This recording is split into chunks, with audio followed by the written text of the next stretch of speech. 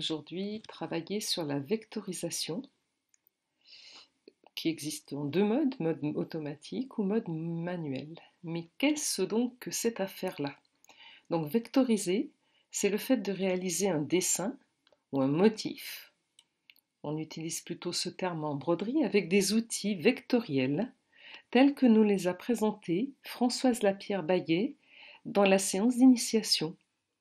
En broderie, ce qui nous intéresse particulièrement, ce sont les chemins que l'on peut faire apparaître avec cette fenêtre Objet. Voilà. Dans la fenêtre Objet, ici on a un groupe, apparaissent tous les objets qui sont contenus sur ce dessin vectorisé. Alors ce dessin vectorisé, c'est un dessin libre que j'ai récupéré sur le site SVGSL4, me semble-t-il. En tout cas, je vous mettrai l'adresse. Vous l'avez déjà eu d'ailleurs. Je l'ai pris parce qu'il est effectivement très compliqué, puis qui va me permettre d'aborder la première partie du propos qui concerne les dimensions. Quand on débute en broderie, et même quand on ne débute pas d'ailleurs, on fait des erreurs avec ce qui est brodable et ce qui ne l'est pas. Alors pour ça, je vais vous vous apporter un certain nombre de précisions. Ce groupe-là d'objets, je vais le sélectionner. Voilà, donc l'objet est entièrement sélectionné. Quand on sélectionne un objet, vous avez déjà constaté que vous obtenez ces dimensions tout en haut. Ici, les dimensions sont exprimées en pixels. On a une espèce de traducteur, une espèce de calculette automatique intégrée au logiciel qui permet de modifier l'unité de mesure utilisée. Là, si je passe en millimètres, je vois que ce motif fait 450 mm, soit 45 cm par 212.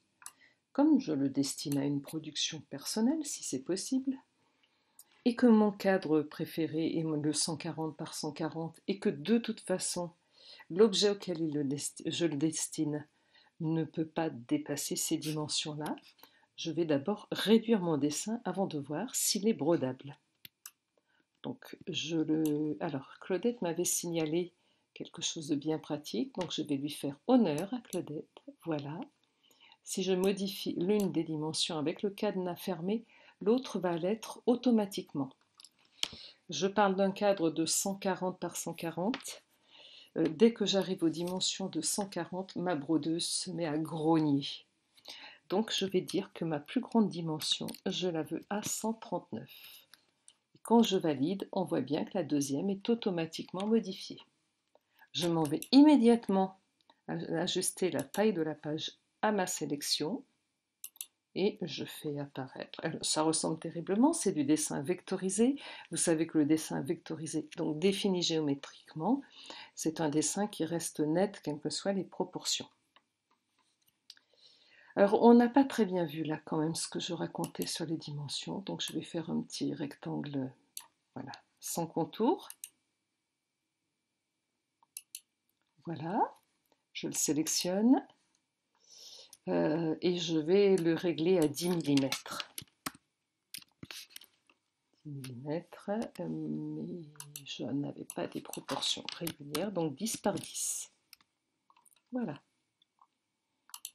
Si je demande à exprimer ça en pixels, vous verrez pourquoi j'insiste sur le pixel, c'est une des unités qui sert très souvent. Mon 10 mm, c'est donc égal à 37 795 pixels, soit 1 mm correspond à peu près à 3,8 pixels. Je ne vais pas aller plus loin dans les unités, on va passer régulièrement de millimètres en pixels, et tout ça, tout bêtement parce que des nouvelles fonctions ont été installées dans Inkstitch, et vous allez voir que sur ce motif en particulier, elles sont hyper pratiques. Donc, je supprime mon objet rectangle, voilà, et je reviens à mon motif de départ. Je vous rappelle très rapidement des règles que nous a remises récemment Laure Doineau sur le site. Ce sont des règles un peu anciennes, établies par une brodeuse des premiers jours, une brodeuse canadienne, qui dit que les valeurs idéales pour un remplissage se situent sur une longueur de point de 2 à 4 millimètres. Elle nous situe aussi la taille d'un point satin, l'épaisseur d'un point satin, c'est-à-dire que les points idéaux se situent entre 2 et 7 millimètres.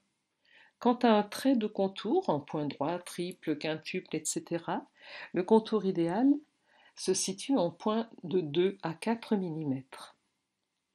Alors ça a une importance parce que vous voyez que sur le cheval là, si je veux vraiment réaliser ce motif, j'ai toute une série de petits traits là que j'aimerais bien traiter en point de remplissage. Pour qu'ils soient traités en point de remplissage, il faut que mes points aient un sens. Alors je vois que ce motif est... Hop.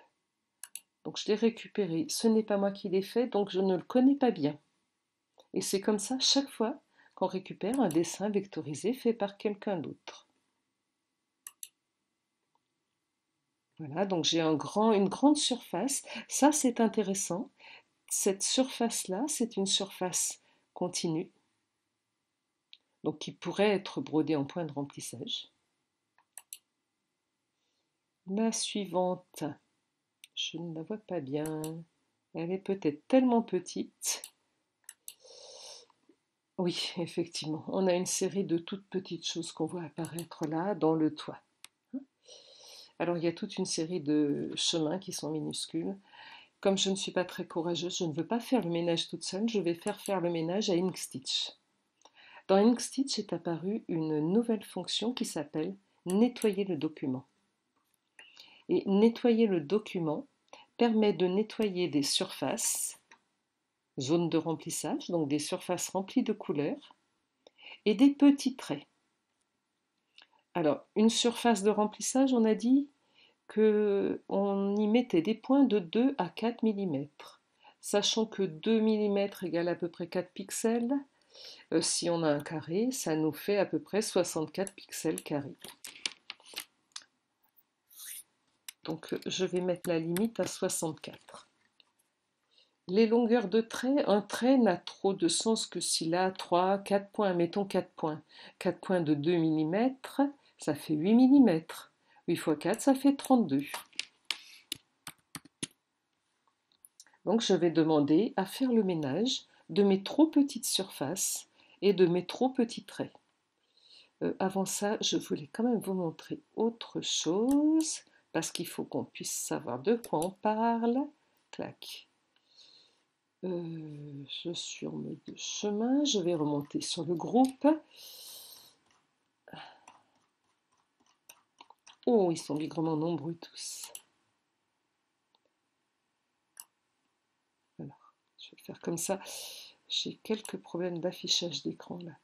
Voilà. Mon groupe comporte 186 objets, dont certains, vous l'avez vu, sont très petits. Donc je retourne au nettoyage. Nettoyage 64, 32, j'applique. Les surfaces inférieures à 64 pixels au carré et celles inférieures à 30, et les longueurs inférieures à 32 pixels seront supprimées. J'applique et l'ordinateur me dit qu'il a retiré 182 éléments. On les voit quand on valide. Voilà. Donc vous voyez que plein de détails ont été supprimés et il ne reste d'ailleurs plus que 4 objets.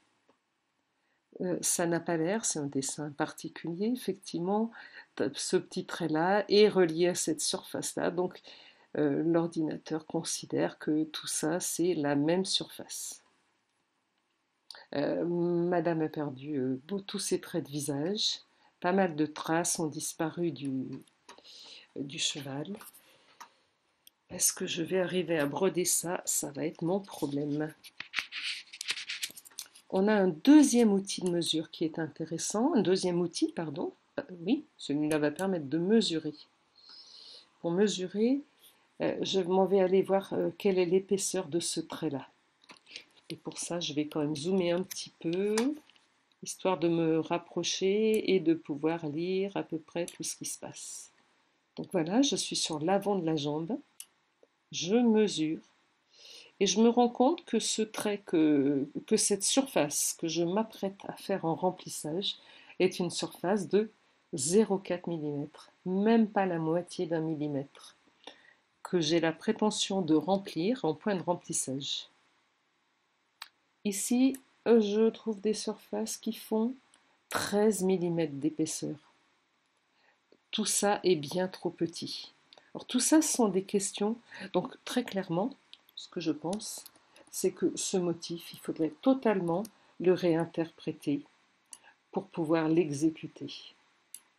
Tout ça, ce sont des questions qu'il faut se poser absolument avant de préparer un dessin. On risque d'être très déçu. Donc on a retenu 1 mm égale environ 4 pixels. Toutes les dimensions de points que nous a rappelé Lord Wano dans un article que je vous rappelle, tout ça est à considérer avant de se lancer tête baissée dans une vectorisation, qu'elle soit manuelle ou automatique.